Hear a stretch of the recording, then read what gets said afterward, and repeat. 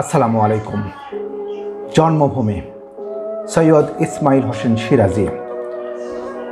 হোক সে মহাজ্ঞানী মহাধনবান, অসীম ক্ষমতা তার অতুল সম্মান। হোক বিভব তার সমসিন্ধু জল, হোক প্রতিভা তার অক্ষুণ্ণ উজ্জ্বল। হোক তাহার বাস রম্য হর্ম মাঝে, থাকুক সে মণিময় মহামূল্য সাজে। হোক তাহার রূপ চন্দ্রের উপম, হোক বীরেন্দ্র সেই জন সে রুস্তম।